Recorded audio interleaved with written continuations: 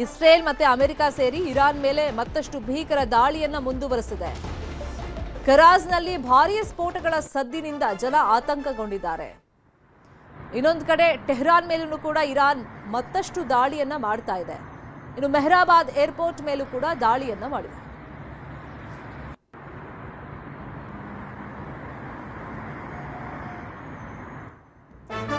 ಇನ್ನೊಂದು ಕಡೆ ಕೊಲ್ಲಿ ರಾಷ್ಟ್ರಗಳ ಬ್ರಿಡ್ಜ್ ಮೇಲೆ ಇರಾನ್ ದಾಳಿಯ ಭೀತಿ ಮುಂದುವರೆದಿದೆ. ಯಾಕಂದ್ರೆ ಅಮೆರಿಕ ಹೇಳಿದೆ ಇರಾನ್ನ ಬ್ರಿಡ್ಜ್ಗಳನ್ನ ಟಾರ್ಗೆಟ್ ಮಾಡಲಾಗುತ್ತೆ ಅಂತ. ಹಾಗಾಗಿ ಇರಾನ್ ಈಗ ಇತರೆ ಕೊಲ್ಲಿ ರಾಷ್ಟ್ರಗಳ ಮೇಲೆ ಬ್ರಿಡ್ಜ್ ಮೇಲೆ ದಾಳಿಯನ್ನ ಮಾಡುತ್ತೆ ಅಂತ ಹೇಳಿ ಆತಂಕ ಇದೆ.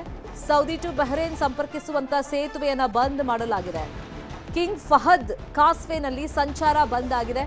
ಇರಾನ್ ಸೇತುವೆ ಮೇಲೆ ದಾಳಿಯನ್ನ ಮಾಡಿತ್ತು ಅಮೆರಿಕ. ಪ್ರತೀಕಾರದ ಎಚ್ಚರಿಕೆಯನ್ನ ಇರಾನ್ ಕೊಟ್ಟಿತ್ತು. ಈಗಾಗಲೇ ಸೌದಿ ಮೇಲೆ ಕ್ಷಿಪಣಿ ದಾಳಿಯನ್ನ ಇರಾನ್ ಮಾಡ್ತಾ ಇದೆ. ಇರಾನ್ನ 18 ಕ್ಷಿಪಣಿಗಳನ್ನ ಕೆಲವೇ ಗಂಟೆಗಳಲ್ಲೇ ಹೊಡೆದು ಹಾಕಿದೆ ಸೌದಿ. ಈಗ ಸೇತುವೆಗಳನ್ನ ಇರಾನ್ ಟಾರ್ಗೆಟ್ ಮಾಡುತ್ತೆ ಸೌದಿಯಲ್ಲಿ ಅಂತ ಹೇಳಿ ಆತಂಕ ಇದೆ. ಈ ನಿಟ್ಟಿನಲ್ಲಿ ಹಲವಾರು ಸೇತುವೆಗಳನ್ನ ಬಂದ್ ಮಾಡಲಾಗಿದೆ. ಇರಾನ್ ಬೆಂಬಲಿತ ಹೆಜ್ಬುಲ್ಲಾಗಳ ಮೇಲೆ ಇಸ್ರೇಲ್ ಅಟ್ಯಾಕ್ ಮಾಡಿದೆ. ಲೆಬನಾನ್ನ ಹಲವು ಗ್ರಾಮಗಳ ಮೇಲೆ ಇಸ್ರೇಲ್ ಅಟ್ಯಾಕ್ ಮಾಡಿದೆ. ಹೆಜ್ಬುಲ್ಲಾಗಳ ಮೂಲ ಸೌಕರ್ಯವನ್ನ ಇರಾನ್ ನಾಶ ಮಾಡಿದೆ. ದಕ್ಷಿಣ ಲೆಬನಾನ್ನಲ್ಲಿ ಇಸ್ರೇಲ್ ಭಯಾನಕ ಅಟ್ಯಾಕ್ ಮಾಡಿದೆ. ದಾಳಿಯ ವಿಡಿಯೋವನ್ನ ಇಸ್ರೇಲ್ ರಿಲೀಸ್ ಮಾಡಿದೆ. ಲೆಬನಾನ್ ಮೇಲೂ ಕೂಡ ಯುದ್ಧ ಆರಂಭ ಆದಾಗಿನಿಂದ ನೋಡ್ತಾ ಇದೀವಿ. ಭೀಕರ ರೀತಿಯಲ್ಲಿ ದಾಳಿ ಮುಂದುವರಿಸಿಕೊಂಡು ಬರಲಾಗ್ತಾ ಇದೆ. ಲೆಬನಾನ್ ಮೇಲೆ ಇಸ್ರೇಲ್ ನಡೆಸಿದಂತ ದಾಳಿಯಲ್ಲಿ 5 ಬಲಿಯಾಗಿದ್ದಾರೆ ಅಂತ ಹೇಳಿ ಮಾಹಿತಿ ಇದೆ. ಇಲ್ಲಿ ಹಲವಾರು ಗ್ರಾಮಗಳ ಮೇಲೂ ಕೂಡ ಅಟ್ಯಾಕ್ ಅನ್ನ ಮಾಡಲಾಗಿದೆ. ಈ ಸಂದರ್ಭದಲ್ಲಿ 5 ಜನ ಮೃತಪಟ್ಟಿದ್ದಾರೆ ಅಂತ ಹೇಳಿ ಮಾಹಿತಿ ಇದೆ. ಹೆಜ್ಬುಲ್ಲಾಗಳ ಮೇಲೆ ಇಸ್ರೇಲ್ ಅಟ್ಯಾಕ್ ಇವತ್ತು ಕೂಡ ಮುಂದುವರೆದಿದೆ. ಇನ್ನು ಲೆಬನಾನ್ನ ಹಲವು ಗ್ರಾಮಗಳ ಮೇಲೆ ದಾಳಿ ಆಗಿದೆ. ಇದರಲ್ಲಿ ಹಲವರು ಮೃತಪಟ್ಟಿದ್ದಾರೆ ಅಂತ ಮಾಹಿತಿ ಇದೆ. ಇರಾನ್ನ ಮತ್ತೊಂದು ಎಚ್ಚರಿಕೆಯನ್ನ ಕೊಟ್ಟಿದೆ ಇರಾನ್ಗೆ ಇಸ್ರೇಲ್. ರೈಲುಗಳಲ್ಲಿ ಸಂಚರಿಸದಂತೆ ಇರಾನ್ ಜನರಿಗೆ ಎಚ್ಚರಿಕೆಯನ್ನ ನೀಡಲಾಗಿದೆ. ರೈಲು ಹಳಿಗಳ ಬಳಿಯೂ ಕೂಡ ಇರದಂತೆ ಸೂಚನೆಯನ್ನ ನೀಡಲಾಗಿದೆ. ಇರಾನ್ನ ರೈಲುಗಳ ಮೇಲೆ ದಾಳಿ ಮಾಡುತ್ತಾ ಹಾಗಾದ್ರೆ ಇಸ್ರೇಲ್ ಏರ್ಪೋರ್ಟ್ ಬಸ್ ನಿಲ್ದಾಣಗಳಲ್ಲೂ ಕೂಡ ದಾಳಿಗೆ ಸಿದ್ಧತೆಗಳಾಗಿದೆ. ಅಂದ್ರೆ ಜನನಿಬಿಡ ಪ್ರದೇಶಗಳು ಏನಿದಾವೆ ಅದ್ರ ಮೇಲೆ ದಾಳಿಗೆ ಈಗ ಇಸ್ರೇಲ್ ಸಿದ್ಧತೆಯನ್ನ ಮಾಡಿಕೊಂಡಿದೆ ಅಂತ ಹೇಳಿ ಮಾಹಿತಿ ಇರೋದ್ರಿಂದ ರೈಲುಗಳ ಮೇಲೆ ದಾಳಿ ಮಾಡುತ್ತಾ ಇಸ್ರೇಲ್ ಅನ್ನೋ ಒಂದು ಆತಂಕದ ಜೊತೆಯಲ್ಲಿ ಏರ್ಪೋರ್ಟ್ ಇರ್ಬೋದು, ಬಸ್ ನಿಲ್ದಾಣ ಇರ್ಬೋದು, ಇಲ್ಲೆಲ್ಲ ದಾಳಿಗೆ ಸಿದ್ಧತೆ ನಡೆಸಿರೋದ್ರಿಂದ ಸೊ ಅಲ್ಲಿ ಜನ ಹೆಚ್ಚು ಸಂಚಾರ ಮಾಡದಂತೆ ಈಗ ಸೂಚನೆಯನ್ನ ನೀಡಲಾಗಿದೆ. ಇರಾನ್ಗೆ ಇಸ್ರೇಲ್ ದೊಡ್ಡ ಮಟ್ಟದಲ್ಲಿ ಮತ್ತೆ ಸೂಚನೆಯನ್ನ ಕೊಟ್ಟಿದೆ. ಜನನಿಬಿಡ ಪ್ರದೇಶಗಳು, ಅದು ರೈಲ್ವೆ ನಿಲ್ದಾಣ ಇರ್ಬೋದು, ಬಸ್ ನಿಲ್ದಾಣ ಇರ್ಬೋದು, ಮತ್ತೆ ವಿಮಾನ ನಿಲ್ದಾಣ, ಸೊ ಇಲ್ಲೆಲ್ಲ ಈಗ ದಾಳಿಯನ್ನ ಇಸ್ರೇಲ್ ಮಾಡುತ್ತಾ ಇರಾನ್ ಮೇಲೆ ಅಂತೇಳಿ ಒಂದು ಕುತೂಹಲ ಇದೆ. ಅದ್ರ ಬಗ್ಗೆ ಈಗ ಆಲ್ರೆಡಿ ಎಚ್ಚರಿಕೆಯನ್ನ ನೀಡಲಾಗಿದೆ. ಮಧ್ಯಪ್ರಾಚ್ಯದಲ್ಲಿ ಯುದ್ಧ ನಡೀತಾ ಇದ್ರೆ ರಾಜ್ಯದಲ್ಲಿ ಆಟೋ ಚಾಲಕರ ಸಂಕಷ್ಟ ತಪ್ಪಿಲ್ಲ. ಬೆಂಗಳೂರಲ್ಲಿ LPGಗಾಗಿ ಪರದಾಟವನ್ನ ಪಡಲಾಗ್ತಾ ಇದೆ. ಗ್ಯಾಸ್ ಬಂಕ್ಗಳ ಮುಂದೆ ಚಾಲಕರು ಜಾಗರಣೆ ಮಾಡ್ತಾ ಇದ್ದಾರೆ. 1 ವಾರ ಆಯಿತು ಈ ಪರಿಸ್ಥಿತಿ ಬಂದು. ಕೇವಲ ಬೆಂಗಳೂರು ಮಾತ್ರ ಅಲ್ಲ, ರಾಜ್ಯದ ನಾನಾ ಜಿಲ್ಲೆಗಳಲ್ಲಿ ಈ ಸಮಸ್ಯೆ ಇದೆ. ಚಾಮರಾಜಪೇಟೆ ಬಂಕ್ ಮುಂದೆ ಚಾಲಕರು ಕ್ಯೂನಲ್ಲಿ ನಿಂತ್ಕೊಂಡಿದ್ದಾರೆ. ಕೇವಲ 500 ರೂಪಾಯಿಗೆ ಗ್ಯಾಸ್ ಅನ್ನ ಅಲ್ಲಿನ ಸಿಬ್ಬಂದಿ ಕೊಡ್ತಾ ಇದ್ದಾರೆ. ಫುಲ್ ಟ್ಯಾಂಕ್ ಮಾಡ್ತಾ ಇಲ್ಲ. ಕೆಲವು ಕಡೆ 300 ರೂಪಾಯಿ, 400 ರೂಪಾಯಿ, 500 ರೂಪಾಯಿ, 600 ರೂಪಾಯಿ ಅಷ್ಟೇ. ಸ್ಟಾಕ್ ಇರೋ ಕಡೆ ಲಿಮಿಟೆಡ್ ಮಾಡಿಬಿಟ್ಟಿದ್ದಾರೆ. ಕೆಲವು ಕಡೆ ನೋ ಸ್ಟಾಕ್ ಬೋರ್ಡ್ ಅನ್ನ ಹಾಕಿದ್ದಾರೆ. ಮ್ಯಾನೇಜರ್ಗಳಿಗೆ ಕೇಳಿದ್ರೆ ಯಾವಾಗ ಬರುತ್ತೆ ಸ್ಟಾಕ್ ಗೊತ್ತಿಲ್ಲ ಅಂತ ಹೇಳ್ತಿದ್ದಾರೆ. ಈಗ ಆಟೋನೇ ನಂಬಿ ಜೀವನ ಮಾಡ್ತಿರುವಂತ ಚಾಲಕರು ನಮಗೆ ಬೇರೆ ದುಡಿಮೆ ಗೊತ್ತಿಲ್ಲ, ಆಟೋ ಬಾಡಿಗೆ ಮಾಡಿದ್ರೆ ಮಾತ್ರ ನಮಗೆ ದುಡ್ಡು ಅಂತ ಹೇಳ್ತಿದ್ದಾರೆ. ಬೆಂಗಳೂರಲ್ಲಿ ಆಟೋ LPG ಸಮಸ್ಯೆ ಬಗ್ಗೆ ಜನ ಏನ್ ಹೇಳ್ತಾ ಇದ್ದಾರೆ ನೋಡೋಣ. LPG ಗ್ಯಾಸ್ ದಯಮಾಡಿ ಕೊಡಿ ಅಂತ ಹೇಳಿ ಭಿಕ್ಷೆ ಬೇಡೋ ಪರಿಸ್ಥಿತಿ ನಿರ್ಮಾಣ ಆಗ್ತದೆ ಅಲ್ಲ. ಹೀಗಾದ್ರೆ ಜೀವನ ಮಾಡೋದು ಹೇಗೆ? ಈ ರೀತಿ ಪ್ರಶ್ನೆ ಮಾಡ್ತಾ ಇದ್ದಾರೆ ಸರ್ಕಾರಕ್ಕೆ ಆಟೋ ಚಾಲಕರು. ಅವ್ರನ್ನೇ ಮಾತಾಡ್ತಾ ಹೋಗೋಣ, ಏನ್ ಹೇಳ್ತಾರೆ ಅಂತ ಹೇಳಿ. ಇಲ್ಲ ಸರ್, ಕೊಡ್ತಾ ಇಲ್ಲ. ಗ್ಯಾಸ್ ಕೇಳಿದಕ್ಕೆ ಕೊಡ್ತಾ ಇಲ್ಲ. ಸ್ಟಾಕ್ ಬರಬೇಕು ಅಂತಾರೆ. ಸ್ಟಾಕ್ ಯಾವಾಗ ಬರ್ತದೆ ಅಂತ ನೋಡಬೇಕು, ಹೇಳ್ಬೇಕು, ಇನ್ವೆಸ್ಟ್ ಆಗಬೇಕು, ನಮ್ಗೆ ಅವಲೇ ಗೊತ್ತಾಗೋದು ಅಂತಾರೆ. 24 hours ಬಂಕ್ಗಳು ಓಪನ್ ಮಾಡಿದ್ರೆ ಅದೂ ಮಾಡ್ತಲ್ಲ. 6 ಗಂಟೆಗೆ ಓಪನ್ ಬೆಳಗಿನ ಜಾವ. ಅವ್ರು ಹೋಗಿ ಕೇಳಕ್ಕೆ ಹೋದ್ರೆ ಸ್ಟಾಕ್ ಇನ್ನೂ ಬಂದಿಲ್ಲ. ಅದನ್ನೇ ಹೇಳ್ತಿರೋದು. ಆಟೋದವ್ರ ಕಷ್ಟ ಯಾರು ಕೇಳ್ತವ್ರೆ? MP MLA ಅವ್ರಿಗೆಲ್ಲ IPL ಟಿಕೆಟ್ ಬೇಕು. ಆಟೋದವ್ರ ಕಷ್ಟ ಬೇಡವಾ? ಓಟು ಬೇಕು. ಓಟ್ ಕೇಳಕ್ಕೆ ಮಾತ್ರ ಬರ್ತಾರೆ. ಸಿದ್ದರಾಮಯ್ಯ ಅವರು ಮೋದಿನ ಕೇಳು ಅಂತಾರೆ. ಮೋದಿಗೆ ಹಾಕಿದೀವ ಓಟು, ಸಿದ್ದರಾಮಯ್ಯವ್ರಿಗೆ ಹಾಕಿದೀವ. ಆಟೋದವ್ರ ಕಷ್ಟ ಯಾರಿಗೆ ಬೇಕು? ನೈಟ್ ಎಲ್ಲ ನಾನು ನಿದ್ದೆ ಮಾಡಿಲ್ಲ ಸರ್. ಇರೋದು ಮಾತಾಡ್ತಾನೆ. ತುಂಬ ಕಷ್ಟ ಆಗಿದೆ ಸರ್. ಎಲ್ಲ ಡ್ರೈವರ್ ಕಷ್ಟ ಆಗಿದೆ ನೋಡಿ. ಸರ್ಕಾರ ನಾನು ರಿಕ್ವೆಸ್ಟ್ ಮಾಡ್ಕೊತಾ ಇದ್ದೀನಿ, ಏನು ಒಂದು ಹೆಲ್ಪ್ ಮಾಡಿ ಸರ್. ಒಂದೊಂದು ಕಡೆ ಒಂದೊಂದು ರೈಟ್ ಇದೆ. ಬೇರೆ ಪ್ರೈವೇಟ್ ಬಂಕಲ್ಲಿ 110 ರೂಪಾಯಿ ಲೀಟ್ರು, ಇಲ್ಲಿ 90 ರೂಪಾಯಿ ಲೀಟ್ರು. ಸರ್ ನಾವು ಬರೀ ದುಡಿಯೋದಾಗಿದೆ, ಗ್ಯಾಸ್ ಆಗೋದಾಗಿದೆ. ಹೇಗೆ ಸರ್ ನಿಮ್ಮ ಫ್ಯಾಮಿಲಿ ಹೇಗೆ ರನ್ ಮಾಡ್ತಾ ಇದ್ದೀರಿ? ಯಾಕಂದ್ರೆ ಒಂದು ವಾರದಿಂದನೂ ಕೂಡ ಇದೇ ಸಮಸ್ಯೆ ಆಗ್ತಾ ಇದೆ. ಒಂದು ವಾರದಿಂದಲ್ಲ ಸರ್, ಒಂದು 20 ದಿವಸ 30 ದಿವಸ ಫುಲ್ ತೊಂದರೆ ಆಗ್ತಾ ಇದೆ ನಮಗೆ. ಫ್ಯಾಮಿಲಿ ಕಂಡೀಷನ್ನು ಸಿಕ್ಕಾಪಟ್ಟೆ ಕಷ್ಟ ಇದೆ. ಮತ್ತು ಇಲ್ಲಿ ಗ್ಯಾಸ್ ಸಿಗೋದು ಬರೋದು 2-3 ಅವರ್ 4 ಅವರ್ ಬಂದು ನಿಂತ್ಕೊಳ್ಬೇಕು ಕಾಯುವಿನಲ್ಲಿ. ಸಿಗುತ್ತೆ, ಇಲ್ಲಾಂದರೆ ವಾಪಸ್ ಹೋಗ್ಬೇಕಾಗುತ್ತೆ ಅಂತ ಪರಿಹಾರ ಆಗ್ತಾ ಇದೆ. ಹೆಂಗೆ ಸರ್ ನಿಮ್ಮ ಫ್ಯಾಮಿಲಿ ಹೇಗೆ ಜೀವನ ಮಾಡೋದು ಭಾಳ ಕಷ್ಟ ಅಲ್ವಾ? ಒಂದು ದಿನ ಪೂರ್ತಿ ನಾವು ಫ್ಯಾಮಿಲಿನ ಬಿಟ್ಟು 3 ಗಂಟೆಗೆ ಬಂದು ನಿಲ್ಕೊಳ್ತಾ ಇದ್ದೀವಿ. ಹೋಗಿ ಅದರಲ್ಲಿ ದುಡಿಯೋದೇ ಅಂತ ಸರ್, ಇವಾಗ ದುಡಿಯೋದೇ ಕಷ್ಟ ಆಗಿಬಿಟ್ಟಿದೆ ಸರ್ ನಮಗೆಲ್ಲ. ಇವಾಗ ಒಂದು ದಿವಸ ಎಲ್ಲ ನನ್ನ ಹತ್ರ ವಿಡಿಯೋ ಎಲ್ಲ ಇದೆ, ಯಾವ ಬೆಂಕಲ್ಲಿ ನಿಲ್ಕೊಂಡಿದ್ದೀನಿ ಎಲ್ಲ 100-200 ಗಾಡಿ ಹಿಂದೆ ನಾನು ನಿಲ್ಕೊಂಡು ಬಂದಿದ್ದೀನಿ ವಿಡಿಯೋ ಇಟ್ಕೊಂಡು. ಆವಾಗ ಲಾಸ್ಟಲ್ಲಿ ಬರ್ತೀವಿ, ಗ್ಯಾಸ್ ಇಲ್ಲ ಅಂತ ಹೋಗ್ಬಿಡ್ತಾರೆ ಸರ್. ಮಕ್ಕಳು ಎಕ್ಸಾಮ್ ಟೈಮ್ ಸರ್, ಫೀಸ್ ಕಟ್ಟೋದು ಕಷ್ಟನೇ ಅಲ್ವಾ? ಗ್ಯಾಸ್ ಸಿಗ್ಬಿಟ್ರೆ 4 ಲೀಟ್ರನ್ನ ಸಿಕ್ಕಿದ್ರೂ ಪ್ಯಾಸೆಂಜರ್ 10 ರೂಪಾಯಿ ಜಾಸ್ತಿ ಕೊಡಲ್ಲ. ನೈಟ್ ಆ್ಯಂಡ್ ಡೇ ಡ್ಯೂಟಿ ನಮ್ಮದು. ಗಾಡಿ ಪಂಚರ್ ಆದ್ರೂ ನೈಟ್ ಆ್ಯಂಡ್ ಡೇ ಓಡಿಸ್ಬೇಕು ನಾವು. 10 ರೂಪಾಯಿ ಜಾಸ್ತಿ ಪ್ಯಾಸೆಂಜರ್ ಕೊಡಲ್ಲ.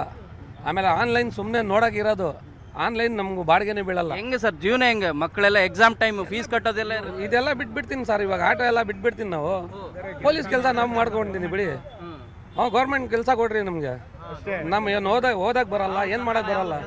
ಸರ್ಕಾರ ಚಾಲಕ ಇವಾಗ ಬೇಕಲ್ಲ ಅವ್ರಿಗೆ, ಡ್ರೈವರ್ ಇಟ್ಕೊಳ್ಳಿ ನಮಗೆ. 10 ದಿನ ಆಯ್ತಲ್ಲ, ತೊಂದರೆ ಆಗ್ತಿದೆ. ಜೀವನ ಮಾಡೋದು ಹೇಗೆ? ಫ್ಯಾಮಿಲಿ ರನ್ ಮಾಡೋದು ಭಾಳ ಏನು ಮಾಡ್ತೀವಿ ಸರ್, ಭಾಳ ಕಷ್ಟ ಆಗಿಬಿಟ್ಟಿದೆ. 20 ಈ 30 ದಿವಸದಿಂದ ನಮಗೆ ಭಾಳ ಕಷ್ಟನೇ. ಇದು ಗ್ಯಾಸ್ ಯಾವಾಗಲಿಂದ ಇದಾಗಿದೆ, ಆವಾಗಲಿಂದ ಭಾಳ ಕಷ್ಟನೇ. ನೋಡಿ 300 ರೂಪಾಯಿ 400 ರೂಪಾಯಿ ಗ್ಯಾಸ್ ಹಾಕಿದ್ರೆ, ಒಂದು ರೋಡ್ ಹೋಗಕ್ಕೆ ಬಂದರೆ ಒಂದು 500 ರೂಪಾಯಿ ಸಂಪಾದಿಸಿದ್ರೆ ಗ್ಯಾಸ್ ಆಗಿಬಿಡ್ತದೆ, ಖಾಲಿ ಆಗಿಬಿಡ್ತದೆ. ಅದು 500 ರೂಪಾಯಿಂದ ಏನು ಸಂಸಾರ ಮಾಡೋದು ನಾವು? 120 ರೂಪಾಯಿ ನಾವು 20 ರೂಪಾಯಿ ಕೇಳಿದ್ರೆ ಜಾಸ್ತಿ ಕೊಡಲ್ಲ.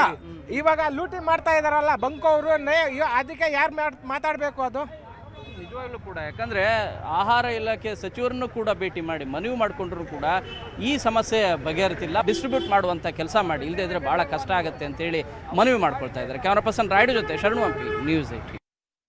ಇದೇ ವಿಚಾರವಾಗಿ ಇನ್ನಷ್ಟು ಡೀಟೇಲ್ ಆಗಿ ಇನ್ಫಾರ್ಮೇಶನ್ ಕೊಡ್ತಾ ಹೋಗೋದಕ್ಕೆ ನೇರ ಸಂಪರ್ಕದಲ್ಲಿ ಕನೆಕ್ಟ್ ಆಗಿದ್ದಾರೆ ನಮ್ಮ ರಿಪೋರ್ಟರ್ ಶರಣು ಹಂಪಿ. ಒಂದ್ ಕಡೆ ನೋ ಸ್ಟಾಕ್ ಅನ್ನೋ ಬೋರ್ಡ್ ಚಾಲಕರನ್ನ ಕಂಗೆಡಿಸಿದ್ರೆ, ಇನ್ನೊಂದು ಕಡೆ ಸ್ಟಾಕ್ ಇದ್ರೂ ಕೂಡ ಅದನ್ನ ಲಿಮಿಟೆಡ್ ಮಾಡ್ಬಿಟ್ಟಿದ್ದಾರೆ. ಇದರಿಂದ ನಮಗೆ ಬಾಡಿಗೆ ಹೊಡೆಯೋಕೆ ಕಷ್ಟ ಆಗ್ತಿದೆ, ಜೀವನ ನಿರ್ವಹಣೆ ಕಷ್ಟ ಆಗ್ತಿದೆ ಅಂತ ಆಟೋ ಚಾಲಕರು ಹೇಳ್ತಾರೆ. ಸಚಿವರನ್ನ ಭೇಟಿ ಮಾಡಿದ್ರು ಅಷ್ಟಾಗೇನು ಇವರಿಗೆ ಉಪಯೋಗಕ್ಕೆ ಬರಂಗ್ ಕಾಣಿಸ್ತಾ ಇಲ್ಲ. ಈ ನಿಟ್ಟಲ್ಲಿ ಮೇ ಬಿ ಗುರುವಾರ ಬಂದ್ ಮಾಡಬಹುದು, ಪ್ರತಿಭಟನೆ ಮಾಡಬಹುದು ಅಂತ ಚರ್ಚೆಗಳಾಗ್ತಿತ್ತು. ಅದ್ರ ಬಗ್ಗೆ ಏನಾದ್ರು ಕ್ಲಾರಿಟಿ ಸಿಕ್ಕಿದೆಯಾ? ಇವತ್ತಿನ ಸಿಚುವೇಶನ್ ಬಗ್ಗೆ ಎಕ್ಸ್ಪ್ಲೇನ್ ಮಾಡ್ಕೊಂಡು ಹೋಗೋದಾದ್ರೆ ಶರಣು.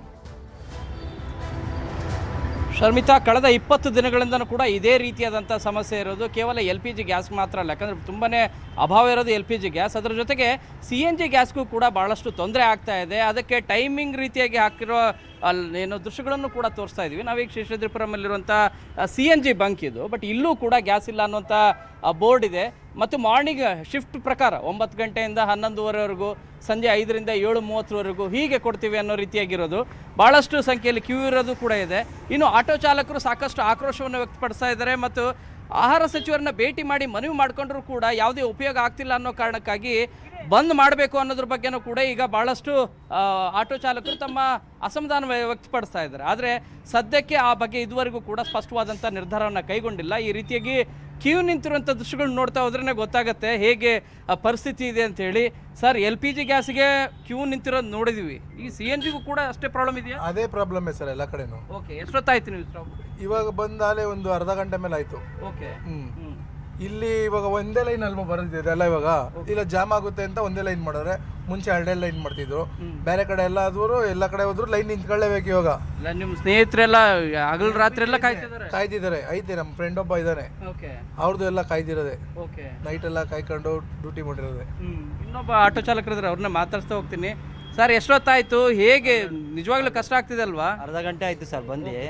ನಮ್ದು LPG ಗಾಡಿ ಐತೆ, ನಮ್ದು LPG ಗಾಡಿ ನಿಲ್ಸ್ಬಿಟ್ಟಿದ್ದೀನಿ. ಇದು ಬಾಡಿಗೆ ಗಾಡಿ ಓಡಿಸ್ತಾ ಇದ್ದೀನಿ. LPG ಆಟೋ ನಿಲ್ಸ್ಬಿಟ್ಟಿದ್ದೀನಿ. ಇದು ಬೇರೆಯವ್ರು ಕೊಟ್ಟಿದ್ದಾರೆ 250 ರೂಪಾಯಿ ಕಲೆಕ್ಷನ್. ಇದನ್ನು ಓಡಿಸ್ತಾ ಇದ್ದೀನಿ. ಯಾಕೆಂದ್ರೆ ರಾತ್ರಿ ಎಲ್ಲ ಕಾಯ್ದು ಗ್ಯಾಸ್ ಹಾಕಕ್ಕಾಗಲ್ಲ. LPG ಗಾಡಿ ಇರೋದು ನಮ್ದು. ಅದು ಸ್ವಂತನಾ? ಅದು ನಿಮ್ದು ಸ್ವಂತ ಇಲ್ಲ, EMI ಐತೆ ಸರ್. EMI ಐತೆ ಸರ್. ಕಟ್ಟಕ್ ಆಯ್ತಾ ಇಲ್ಲ, ಜೀವನ ನಡೆಸೋದೇ ಕಷ್ಟ ಆಗ್ಬಿಟ್ಟೈತೆ, ತುಂಬ ಕಷ್ಟ ಆಗ್ಬಿಟ್ಟೈತೆ. ಈ LPG ಬಂದರೆ ಸಾಕು, ನಾವು ಹೆಂಗೋ ಗಾಡಿ ಓಡಿಸ್ಕೋತೀವಿ, ನಮ್ಮ ಜೀವನ ನಾವು ಮಾಡ್ತೀವಿ. ಸರ್ಕಾರನ ಏನು ಕೇಳಲ್ಲ ನಾವು. ಒಟ್ಟಿನಲ್ಲಿ ಗ್ಯಾಸ್ ಒಂದು ಕೊಟ್ಟರೆ ಸಾಕು, ಅವ್ರನ್ನೇನು ಕೇಳ್ತೀವಿ ನಾವು. ನಿಯತ್ತಾಗಿ ದುಡಿತೀವಿ, ಪ್ರಾಮಾಣಿಕವಾಗಿ ದುಡ್ಕೋತೀವಿ, ನಮಗೆ ಗ್ಯಾಸ್ ಒಂದು ಕೊಟ್ಟರೆ ಸಾಕು. ಈ ಬೈಕ್ ರಾಪಿಟ ಇವೆಲ್ಲ ಬಂದ್ಬಿಟ್ಟು ಬಾಡಿಗೆಗಳಿಲ್ಲ ಸರ್, ಬಾಡಿಗೆಗಳಿಲ್ಲ, ಜೀವನ ನಡೆಸೋದೇ ಕಷ್ಟ ಆಗೈತೆ. ನಿನ್ನೆ ನಿಮ್ಮ ಸ್ನೇಹಿತರೆಲ್ಲರೂ ಆಹಾರ ಸಚಿವರನ್ನ ಹೋಗಿ ಭೇಟಿ ಮಾಡಿಕೊಂಡ್ರು, ಮನವಿ ಮಾಡಿಕೊಂಡ್ರು, ಪರಿಹಾರ ಕೊಡಿ, ಒಂದು 20,000 ಮತ್ತು ಗ್ಯಾಸ್ ಕೊಡಿ ಅಂತ ಹೇಳಿ. ಏನಾದರೂ ಒಂದಷ್ಟಾದರೂ ಎಫೆಕ್ಟ್ ಆಗಿದೆಯಾ? ಪರಿಶೀಲನೆ ಮಾಡ್ತೀವಿ ಅಂತ ಏನು ಮಾಡ್ತಾರೋ ಗೊತ್ತಿಲ್ಲ ಸರ್. ಸರ್ಕಾರದವ್ರು ಏನು ಮಾಡ್ತಾರೆ ಸರ್? ಗ್ಯಾಸ್ ಒಂದು ಕೊಟ್ಟರೆ ಸರ್, ಓಕೆ. ಅವ್ರೇನು ನಮ್ಗೇನು ಪರಿಹಾರ ಏನು ಕೊಡೋದೇನು ಬೇಡ. ನಮ್ಮ ಜೀವನ ನಾವು ಮಾಡ್ತೀವಿ, ಮನೆ ಬಾಡಿಗೆ ಕಟ್ತೀವಿ, ಗಾಡಿ EMI ಕಟ್ತೀವಿ. ಇದು ವಾಸ್ತವ ಪರಿಸ್ಥಿತಿ ಇರೋ ಶ್ರಮಿತ. ನಿಜವಾಗ್ಲೂ ಕೂಡ ಸರ್ಕಾರಕ್ಕೆ ನಾವು ಇನ್ನೇನು ನಾವು ಹೆಚ್ಚು ಬೇಡಿಕೆಯನ್ನು ಇಟ್ಕೊಳ್ಳೋದಿಲ್ಲ. ಇರುವಂಥ ಏನು ಗ್ಯಾಸನ್ನು ಪೂರೈಕೆ ಮಾಡಿದ್ರೆ ಸಾಕು, ಜೀವನ ಮಾಡ್ತೀವಿ, ನಿಯತ್ತಾಗಿ ದುಡಿತೀವಿ, ಅದಕ್ಕೆ ಅವಕಾಶ ಮಾಡಿಕೊಡಿ ಅಂತೇಳಿ ಮನವಿಯನ್ನು ಮಾಡ್ಕೊಳ್ತಾ ಇದ್ದಾರೆ. ಫಾಲೋ ಅಪ್ ಮಾಡೋಣ. ಥ್ಯಾಂಕ್ ಯು ಶರಣ ಈ ಕ್ಷಣದ ಮಾಹಿತಿಯನ್ನು ಕೊಟ್ಟಿದ್ದಕ್ಕೆ. ಇನ್ನು ಬೆಂಗಳೂರಲ್ಲಿ ಗ್ಯಾಸ್ ಅಭಾವದ ಮಧ್ಯೆ ಸಿಲಿಂಡರ್ ಕಳ್ಳತನ ಪ್ರಕರಣಗಳು ದಿನದಿಂದ ದಿನಕ್ಕೆ ಜಾಸ್ತಿ ಆಗ್ತಾ ಇದೆ. ಕಾಡುಗೋಡಿ ಪೊಲೀಸ್ ಠಾಣಾ ವ್ಯಾಪ್ತಿಯಲ್ಲಿ ಒಂದು ಘಟನೆ ಆಗಿದೆ. ಬೈಕ್ ಮೇಲೆ ಬಂದು ಮನೆ ಹೊರಗಡೆ ಇದ್ದಂತ ಸಿಲಿಂಡರ್ ಅನ್ನ ಕಳ್ಳ ಕತ್ಕೊಂಡು ಹೋಗಿದ್ದಾನೆ. ಮನೆಯಲ್ಲಿ ಸಿಲಿಂಡರ್ ಕಳ್ಳತನದ ದೃಶ್ಯ ಸಿಸಿಟಿವಿಯಲ್ಲಿ ಕ್ಯಾಪ್ಚರ್ ಆಗಿದೆ. ಕಾಡುಗೋಡಿ ಪೊಲೀಸ್ ಠಾಣೆಯಲ್ಲಿ ಪ್ರಕರಣ ದಾಖಲಾಗಿದೆ. ಮನೆ ಹೊರಗಡೆ ಸಿಲಿಂಡರ್ ಇಟ್ಟರೆ ಅದನ್ನ ಕಳ್ಳರು ಸ್ಕೆಚ್ ಹಾಕಿ ಕತ್ಕೊಂಡು ಹೋಗ್ತಾ ಇದ್ದಾರೆ. ಸಾಕಷ್ಟು ಪ್ರಕರಣ ಬೆಂಗಳೂರಲ್ಲೇ ನಾವು ನೋಡ್ತಾ ಇದ್ದೀವಿ. ಈಗ ಮತ್ತೊಂದು ಪ್ರಕರಣ ಕಾಡುಗೋಡಿ ಪೊಲೀಸ್ ಠಾಣಾ ವ್ಯಾಪ್ತಿಯಲ್ಲಿ ನಡೆದಿದೆ. ಮನೆ ಹೊರಗಡೆ ಇಟ್ಟಿದ್ದಂಥ ಸಿಲಿಂಡರ್ ಅನ್ನ ಕತ್ಕೊಂಡು ಹೋಗುವಂತ ದೃಶ್ಯ ಆ ಮನೆಯಲ್ಲೇ ಇದ್ದಂಥ ಸಿಸಿಟಿವಿಯಲ್ಲಿ ಕ್ಯಾಪ್ಚರ್ ಆಗಿದೆ. ಕಾಡುಗೋಡಿ ಪೊಲೀಸ್ ಠಾಣೆಯಲ್ಲಿ ಈಗ ಪ್ರಕರಣ ದಾಖಲಾಗಿದೆ. ಸಿಸಿಟಿವಿ ಫುಟೇಜ್ ಗಮನಿಸ್ತಾ ಇದ್ದೀವಿ. ಮನೆ ಹೊರಗಡೆ ಸಿಲಿಂಡರ್ ಅನ್ನ ಇಟ್ಟಿದ್ದಾರೆ. ಸೊ ಅಬ್ಸರ್ವ್ ಮಾಡಿದಾನೆ ಕಳ್ಳ. ಸುತ್ತಮುತ್ತ ಯಾರು ಇಲ್ಲ ಅನ್ನೋದನ್ನ ಕನ್ಫರ್ಮ್ ಮಾಡ್ಕೊಂಡ ಮೇಲೆ ಆ ಸಿಲಿಂಡರ್ ಅನ್ನ ಅಲ್ಲಿಂದ ಎತ್ಕೊಂಡು ಹೋಗ್ತಾ ಇದ್ದಾನೆ, ಕಳ್ತನ ಮಾಡ್ತಾ ಇದ್ದಾನೆ. ಸಿಲಿಂಡರ್ ಕಳ್ತನದ ದೃಶ್ಯ ಸಿಸಿಟಿವಿಯಲ್ಲಿ ಕ್ಯಾಪ್ಚರ್ ಆಗಿದೆ. ಈ ದೃಶ್ಯ ಆಧರಿಸಿ ಈಗ ಪ್ರಕರಣ ಕೂಡ ದಾಖಲಾಗಿದೆ.